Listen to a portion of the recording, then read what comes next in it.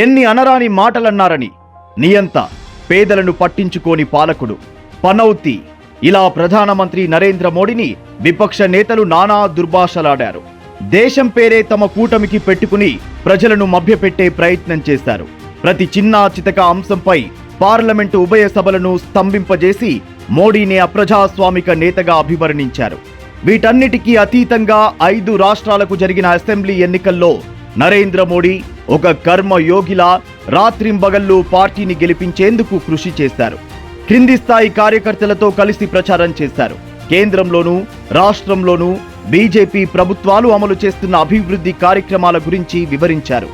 ఉచిత రేషన్, ఆదివాసీ మహిళను రాష్ట్రపతిగా నియమించడం, G20 ద్వారా దేశానికి లభించిన గౌరవం, గత 10 ఏళ్లలో 10వ ఆర్థిక వ్యవస్థ నుంచి 3వ ఆర్థిక వ్యవస్థగా దేశం ఎదుగుతున్న తీరును ప్రజలకు తెలిపారు.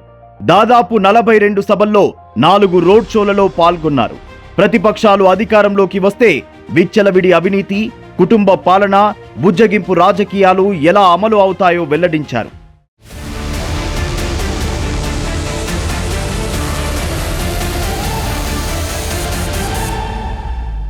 కేంద్రంలోనూ రాష్ట్రాల్లోనూ ఏ పార్టీ అధికారంలోకి వస్తే తమ భవిష్యత్తు ఎలా బాగుపడుతుందో, ఏ పార్టీ హయాంలో జాతి ఆత్మగౌరవం, సమగ్రత పరిరక్షణ, అభివృద్ధి సాధన జరుగుతుందో దేశ ప్రజలు గ్రహించారని తాజాగా ముగిసిన అసెంబ్లీ ఎన్నికలు నిరూపించాయి.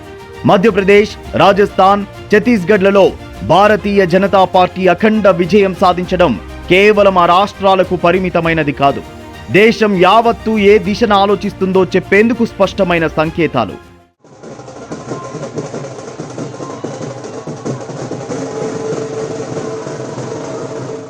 భారతీయ జనతా పార్టీని ముఖాముఖి ఎదుర్కోగల శక్తి కాంగ్రెస్ కు లేదని 3 ఉత్తరాది రాష్ట్రాల ఎన్నికల ఫలితాలతో తేలిపోయింది. బీజేపీతో కాంగ్రెస్ ఎక్కడ తలపడ్డా ప్రజలు తిరస్కరిస్తారని స్పష్టమవుతోంది. ఇందుకు కారణం కాంగ్రెస్ నిర్మాణాత్మక ప్రతిపక్షంగా వ్యవహరించకపోవడమే.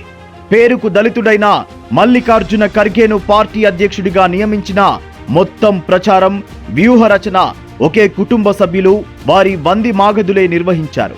యూపీఏ హయాంలో మన్మోహన్ సింగ్ ను నామమాత్ర ప్రధానమంత్రిని చేసి తెర వెనుక చక్రం తిప్పిన మాదిరి ఇప్పుడు పార్టీలో కూడా నామమాత్ర అధ్యక్షుడితో తామే సర్వమై నడిపించారు. జోడో యాత్రతో కాంగ్రెస్ పునరుజ్జీవనం పొందిందని ప్రచారం చేశారు. కానీ ఎన్ని బూటకపు మార్పులు చేసినా కాంగ్రెస్ నిజ స్వరూపం మారలేదని ప్రజలు గ్రహించారు. అంతేకాదు, కర్ణాటకలో కాంగ్రెస్ అలవి మీరిన వాగ్దానాలను నమ్మి అధికారం అప్పగిస్తే 6 నెలల్లోనే ఆర్థిక వ్యవస్థ ఎలా అస్తవ్యస్తమైందో, అవినీతి ఎలా తారాస్థాయికి చేరుకుందో గ్రహించారు. ఛత్తీస్గఢ్, రాజస్థాన్లో మైనింగ్ తో పాటు అన్ని రంగాల్లో కుంభకోణాలు, విద్యార్థుల జీవితాలతో చెలగాటమాడటాలు, ఇచ్చిన వాగ్దానాలు నెరవేర్చలేకపోవడం, అంతర్గత కుమ్ములాటల్ని గమనించారు. అదే సమయంలో 2003 నుంచి 20 సంవత్సరాలుగా బీజేపీ హయాంలో మధ్యప్రదేశ్లో జరుగుతున్న అభివృద్ధి, ప్రజా సంక్షేమ కార్యక్రమాలు, ముఖ్యంగా మహిళలకు సాధికారత కల్పించే అనేక పథకాలను ప్రజలు కల్లారా చూశారు. డబుల్ ఇంజిన్ సర్కారుంటే దేశం ఏ విధంగా అభివృద్ధి చెందుతుందో ప్రజలు గ్రహించారని ఈ ఎన్నికల ఫలితాలు నిరూపిస్తాయి. 3 ఉత్తరాది రాష్ట్రాల్లో గ్రామీణ, పట్టణ, దళిత, ఆదివాసీ ఓటర్లతో పాటు అన్ని వర్గాలు బీజేపీని ఆదరించాయి. ఛత్తీస్గఢ్లో ఒకప్పుడు నక్సలైట్ల ప్రాబల్యమున్న ప్రాంతాల్లో కూడా బీజేపీ ప్రభంజనం వీయడం మావోయిజం ప్రజల మద్దతు కోల్పోతుందనడానికి నిదర్శనం. మోడీ సభలు, రోడ్ షోలకు ఆదివాసీ ప్రాంతాల్లో అనూహ్యమైన ప్రతిస్పందన లభించింది. ఛత్తీస్గఢ్లో కాంగ్రెస్ గెలుస్తుందని, రాజస్థాన్, మధ్యప్రదేశ్లో బీజేపీకి కాంగ్రెస్ కు పోటాపోటీగా ఎన్నికలు జరుగుతాయని ఊహించిన వారి అంచనాలు తలక్రిందులయ్యాయి. మధ్యప్రదేశ్లో బీజేపీ సుదీర్ఘకాలం అధికారంలో ఉన్నందువల్ల శివరాజ్ సింగ్ చౌహాన్ ప్రభుత్వంపై ప్రజా వ్యతిరేకత ఉంటుందని భావించారు. కానీ ఆయన ఈ వ్యతిరేకతను అధిగమించారు. వ్యక్తి కంటే విధానాలు ముఖ్యమని ప్రధానమంత్రి స్వయంగా స్పష్టం చేసి రాజస్థాన్, మధ్యప్రదేశ్లలో ప్రచార భారాన్ని తన భుజాలపై వేసుకున్నారు. ఎంపీలు, కేంద్ర మంత్రులు, ప్రాంతీయ నేతలకు బాధ్యతలు అప్పజెప్పి పార్టీ సమిష్టిగా కష్టపడేలా చూశారు. కేంద్ర రాష్ట్ర విధానాలు కలిసికట్టుగా అమలు కావడం వల్ల జరుగుతున్న లాభాలను వివరించారు. మధ్యప్రదేశ్లో లాడ్లీ బెహనా యోజన పథకం ద్వారా అర్హులైన మహిళలకు నెలకు 1000 రూపాయల చొప్పున చెల్లించి సాధికారత కల్పించే పథకంతో పాటు అనేక పథకాలు బీజేపీ చిత్తశుద్ధితో అమలు చేయగలదన్న విశ్వాసాన్ని కల్పించారు. 1.32 కోట్ల మంది మహిళలు ఈ పథకం లబ్ధిదారులుగా నమోదు కావడమే ఈ పథకానికి ఉన్న ఆదరణకు నిదర్శనం. ప్రాంతీయ, జాతీయ అంశాలు రెండూ ప్రజలను ప్రభావితం చేశాయి.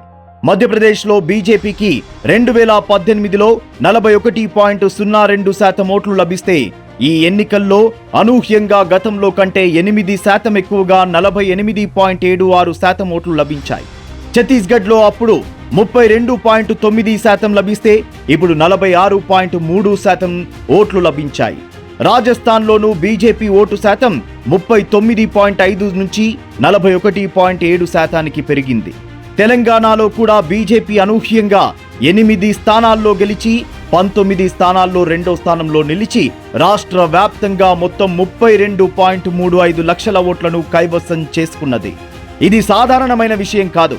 కేసీఆర్ 10 ఏళ్ల హయాంలో కుటుంబ పాలన, అవినీతి, అరాచకత్వం, అహంకారం ఏ విధంగా తారాస్థాయికి చేరుకున్నదో ప్రజలు గమనించినందువల్లే బీఆర్ఎస్ కు ప్రజలు భూస్థాపితం చేశారన్న విషయం స్పష్టమవుతోంది. ఊసరవెల్లిలా మాటలు మారుస్తూ మోడీని, అమిత్ షాను కేసీఆర్ వ్యక్తిగతంగా దూషించిన విషయం చరిత్ర పుటల్లో నమోదైంది. కేసీఆర్ కుటుంబ అవినీతి గల్లీ నుంచి ఢిల్లీ వరకు ఎలా విస్తరించిందో నరేంద్ర మోడీ తెలంగాణ ప్రజలకు స్పష్టంగా వివరించారు. ఒక జాగీర్దార్గా వ్యవహరిస్తూ సచివాలయానికి కూడా రాకుండా దురహంకారంతో వ్యవహరించిన కేసీఆర్ వ్యవహార శైలే ఆయన పతనానికి దారితీసింది.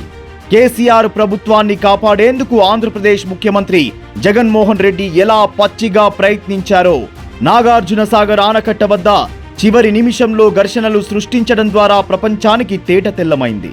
కేసీఆర్ తోనూ హైదరాబాద్లోనూ జగన్ అక్రమ ఆర్థిక ప్రయోజనాలు ముడిపడి ఉన్నందువల్లే ఆయన కేసీఆర్ సర్కారును గెలిపించేందుకు యత్నించారు. కానీ తెలంగాణ ప్రజలు జగన్ కుతంత్రాల్ని తిప్పికొట్టారు.